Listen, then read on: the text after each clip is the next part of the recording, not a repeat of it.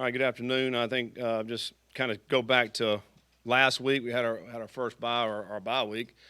Came right in the middle of the season, which is obviously a good time. Not only the guys that have missed time injury-wise, but also guys that have played that are dinged up and that needed a little bit of a break right there. So it's a good time to have that. Hopefully, a lot of the guys got healed up last week.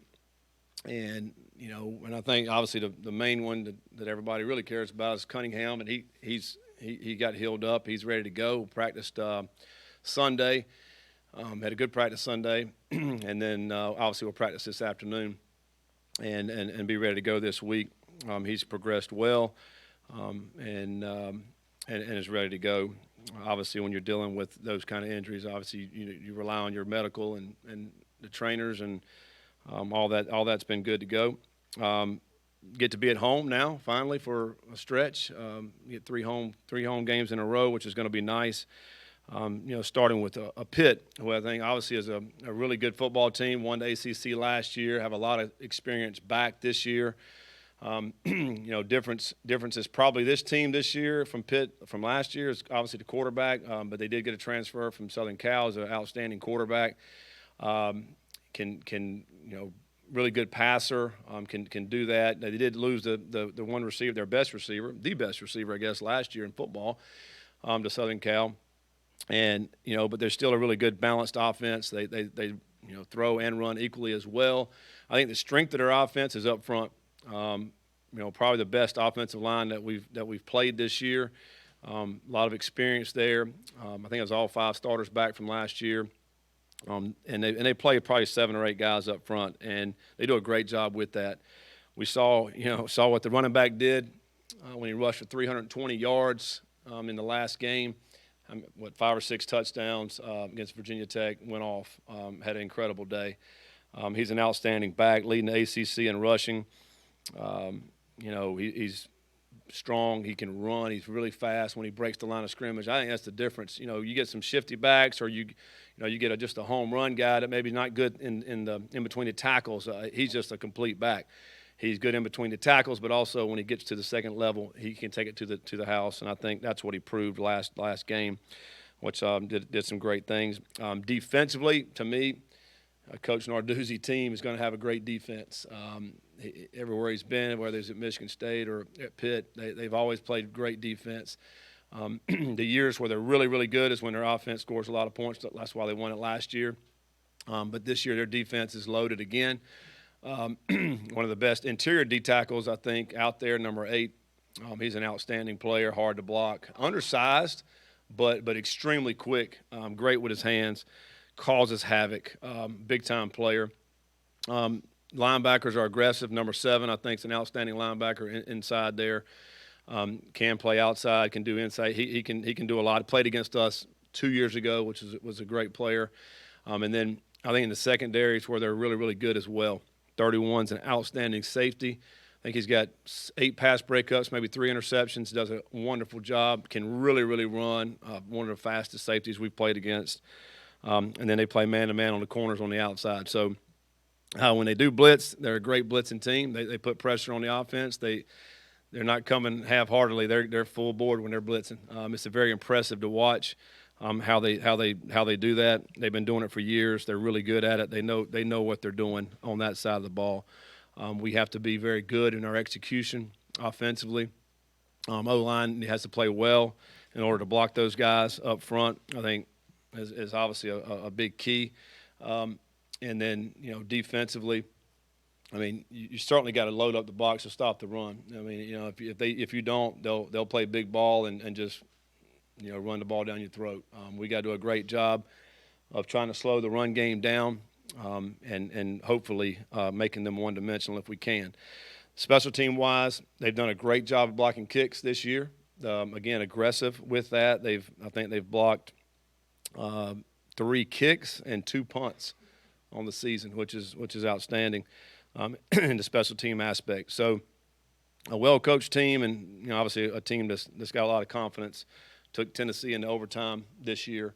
We all know how good they are, and they've done a lot of great things. So looking forward to playing these guys, and after a week off, and then they had a bye week as well. So we both both have 2 weeks off as we coming into this game.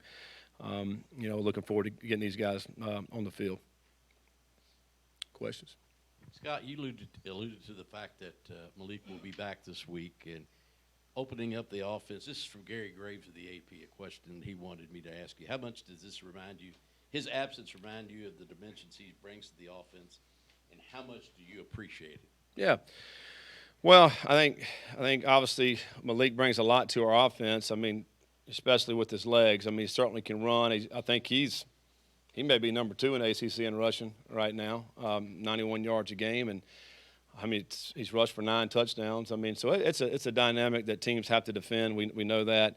When he's in balance and has great fundamentals, then he's an outstanding passer as well. So he puts a lot of pressure on defenses, and I think we certainly want to have him available to be able to come out and play. And I think I thought Brock last week, minus the first quarter, because obviously first quarter was not very good, but it played outstanding the last 3 quarters and really ran our offense and did some great things. And, it allows us to know that we've got another viable option to be able to play.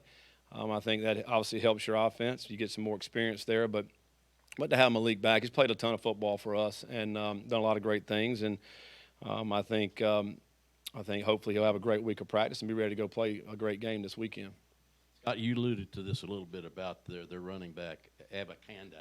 I'm sure that's the right way you pronounce it. But what makes him dangerous as a runner? You alluded to that a little bit. But how much harder is it in preparation because of his receiving skills as well? Yeah, I mean, he's a dynamic player. You think about he's also a returner. He can do everything. It does make it more difficult. You certainly have to hit all your gaps in the run game. And, again, it starts up front with their O-line. I mean, that's the challenge, I think, is those guys, when they lock on you, it's hard for the guys to get off those blocks. All he needs is a little crease, and then he's going to be able to take the distance. I think the ability to make cuts and to have the vision that he has, but also, again, when he gets to the next level, you fit wrong, it's a touchdown. It's a huge difference when you have a back where you can get him down. Maybe it's a 15, 20-yard run, but you're getting him down, as opposed to going all the way to the end zone. That's huge. So you get them down, you got to play another set of downs. You got a chance to maybe hold them out of the end zone, I think. But if you're taking it all the way to distance, that's the difference in the game. That's what he did last week. I mean, with the 6 touchdowns, and he blew that game open. That was a tight game, basically probably toward the middle of the end of the third quarter, really tight game. And then, just in the second half, Virginia Tech just couldn't tackle him and did a great job and blew the game open.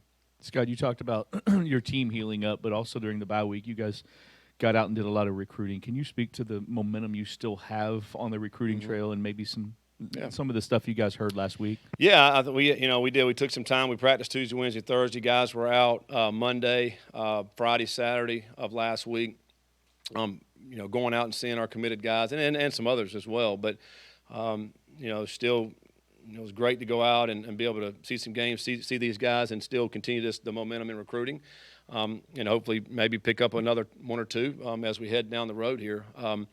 We'll with these home games coming up, we will be hosting some really good recruits here over the next few weeks, official visits and unofficial visits. I think that'll be big for us. But again, continue to dialogue with all these recruits. We're talking to them all the time, and you have to be able to do that because we know, it's not completely over until signing day. Until you get them here. A lot of schools are trying to jockey to get some of our players as you go back and look, and these guys are starting to put some great film out from their senior year, and these other schools really want to get in on those guys. And I think for us, it's all about just continue to build relationships and continue to talk, and I think that's what the bye week's about. It's about going out and going to their high schools, watching them play, getting transcripts, and really showing them that they're a huge priority for us, for our program. Scott, you mentioned obviously Malik and his situation, but then there were others like Tyon, Jalen, Kendrick, I think Adonis, and then Amari had tweeted out that he's going to be out for 2 games. So can you speak to those players and what their statuses are and their injuries, or if they're injuries? Yeah, I mean they're all a little different probably, but I think all those guys are practicing. They all practice on Sunday. Couple of Tyon was still a little bit limited Sunday, but everyone else practiced and was good to go. I think Mitchell now is back fully healthy. which is good. He's missed, I feel like he's missed 4 or 5 weeks, and he brings a lot of experience. You're talking about a guy who started 11 games last year and a very solid back for us. So I think he'll be in the fold this week. And Duncan's practiced Sunday. Tyon practiced. To me, I think Tyon is probably still the biggest question mark. I think everybody else will be available and ready to go. Amari practiced. Amari be practicing all week again this week. I'm not going to speak on anything he tweeted out or that type of thing because I don't want to speak on that. I think any kind of personnel adjustments that we need to make, we've always done this on Saturday. If we need to make an adjustment, we will. You guys will know that on Saturday. But to all the injured guys, I think we should be good to go. Tyon will know more today, tomorrow, as we head throughout these next 2 work days. Scott, to follow up a little bit on Cunningham just real quickly, do you have any concerns about him? Is he 100%, do you think, or what? Yeah, I think he's 100%. I don't have any concerns. The doctors are not going to clear him unless he's 100%. And he's got to play his game. There's no you don't go into college football, particularly at this level, and go in there halfway. I mean, you got to go in there full all the way and do what you do. And that's he's going to run the ball. He's going to run the offense. Make the plays in the passing game. So no concerns whatsoever. Obviously, halfway point. Your reflections on the first half and then your thoughts on the second half, which certainly looks to be pretty challenging. Mm-hmm. Yeah. I mean, I think the first half, we felt like there was a couple of games that got away that we felt like we had a great chance, opportunity to win. They're very disappointed in those losses. And I think this day and age in college football, it's hard to win. I've said that forever, and it probably is more parity now than it's ever has been. If you look across college football, it's incredible. Just sitting back and Saturday evening watching a few games and seeing these guys play. It's incredible. A team loses a guy here. You look at NC State, unfortunately lost their quarterback for the season. And what an impact it could have on their football team. You can lose one player like that, and things don't happen well for you. I think about Cunningham not playing for us, and we played a backup, and we go out and get a big win on the road and in conference play. That's huge. That's huge for us because there was a lot of teams last week that played their backup quarterback that didn't win. I think the ability to go out there and get those wins is crucial when you do have guys that are in backup roles, particularly when you get to this part of the season. As we get in the second half of the season, there's going to be more of that. There's going to be more guys that are going to be out. Teams don't have their guys. And next guys have to be able to go in there and play. We've kind of been that way in running back. We've played a bunch of different running backs, and 5 guys really. And you just kind of rotating those guys in, and that may happen at other positions as well when you get to this part of the season. Second half, very challenging. All 6 teams have been ranked and or are ranked at some point. So I think for us, you go out and you play well, and if you can get some wins against these ranked teams, it's certainly going to help us. I think it's a great challenge for our guys. We know we got to go out and play great ball. You can't not be good at one phase. You have to be really good at all 3 phases. You have to take care of the ball. We have to create some turnovers. All these things have to happen in order for us to get these wins. But that's the way it is for most all the college football games that we're looking at nowadays. It's extremely competitive. I think all across the country. I don't care what division, what league we're in. Scott, before the Virginia game, you mentioned you were going to be more involved in defensive meetings as well as take a look at Lance's role as well. Are you carrying those over after the bye week or adjusting those at all? Well, I think, the things that we did last week that we'll continue to do is, looking in on the defense to see exactly what that I can do to help them. Like I mentioned, whatever it was 2 weeks ago, if I can find something there to help, I hope I can. But my role still, obviously, for offense is the same that it has been since I've been here. That's why I'm sitting in the position that I am here at Louisville. Is calling plays and is running the offense. That's what I enjoy doing. I've got great confidence in Lance and our offensive staff that we've always had. They do an outstanding job. But the way we collaborate and do things offensively is the way we've always done it since I've been here. We've had, Dwayne Leffler was offensive coordinator. We've had, Lance now. We've had other guys throughout the years, but the way we do it is the way we do it. At the end of the day, somebody's got to call the final play. and that's been my role. I enjoy doing that. But defensively, I'll help Coach B. Brown and the rest of the guys on that. If there's anything I can see, which I've done all this last week, we're looking at Pitt's offense and seeing some things that they do and some things that I can maybe help. But so yeah, it'll be the same.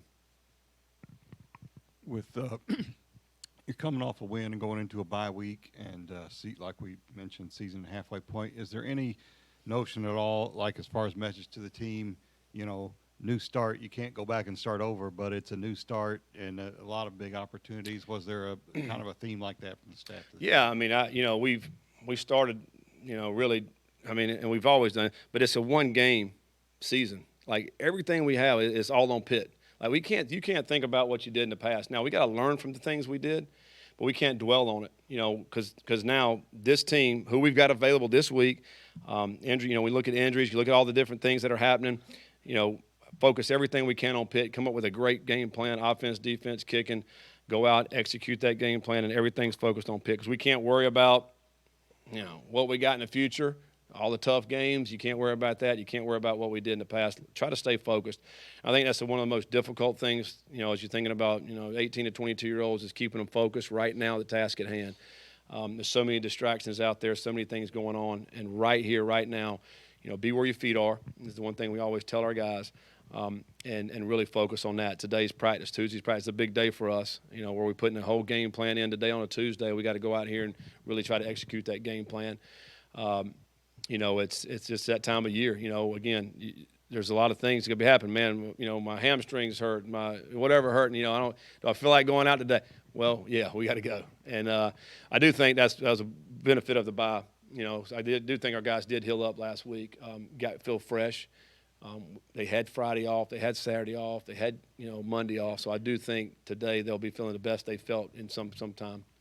Just to follow up that win at Virginia, and you may have a different view of it after looking at it again, but it looked like maybe your cleanest win of the season in terms of operation. I don't think you had a procedure penalty. Yeah. Might have been a couple of holds, which happened. But from a penalty and operation standpoint, is that more like you want to see, and what do you think went into that improving? Yeah, absolutely. I thought it was our cleanest. We didn't have any lost yardage plays.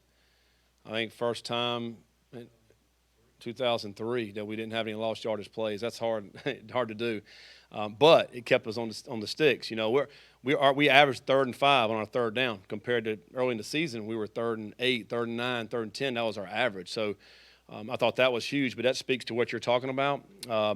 We played a lot clean game, offensively and defensively, and that just keeps you in an opportunity to win those games. We just stayed on task, and I thought that was huge. If we continue that, yeah, we've been trying to do that. I think we certainly have helped ourselves penalty-wise the last few weeks. I thought we've gotten a lot better in that. It still comes down to turnover margin. I think that's one of the biggest stats there is out there. And we had a couple of turnovers, but we turned them over. And I thought that part was huge as well. But certainly the goal is to play a clean game, and not have those penalties. Take care of the football. Gives you a chance to win. Scott, obviously, when you look at your offense, Virginia's defense, Pittsburgh defense are two different things. Yeah. But are there some things that you saw from that Virginia game that you'll like to try to continually incorporate? Yeah, I think each week is different. When you look at the defense we're playing this week compared to that defense, I did what a thing I liked about that is what I just mentioned. We stayed on task there. We didn't have many. Like you go back to the BC game where we had some lost yardage plays that knocked us off. You're looking at 2nd and 14. It's a lot harder to get that going back again. I thought we did a much better job in this game of having those 2nd and 6s, 2nd and 7s. Now that's going to put us in a manageable third down. If you noticed on third down, there were times where we just ran the football and picked up first downs. It was our best third down day that we had. It was because of what we did on the earlier downs. I do think that is one thing that we certainly want to be more like. Having said that, we're playing a Pitt defense that is very aggressive. And, man, I look back 2020 against Pitt. That was maybe our worst offensive performance we've had. We got sacked maybe 6 times. Just didn't do anything all day. They got after us. So we learned a lot that day as well. So whatever we did that day, don't do any of that. Let's do something else this game. I think we had one play, 75 yards. Hawkins went for a big, long run. That was about all we did, really. You know, so yeah, just take that, throw that away, and start over. But yeah, I think that's the biggest thing, and it goes to, you know, it's about playing a clean game. I think that's the big thing, keeping us on task so we have those manageable situations. That day at Pitt, our best third down was 3rd and 6. Everything else was 3rd and 7 or more. I mean, it's just hard. It's hard to play winning football when you're doing that, and they had a lot to do with that. But we have to stay on task and not put ourselves in those difficult situations to try to overcome. And in talking about that, the offensive line has played well the last couple of weeks, and it seems like even with some injuries, Gonzalez and Luke have played. Luke Kandrick played a ton.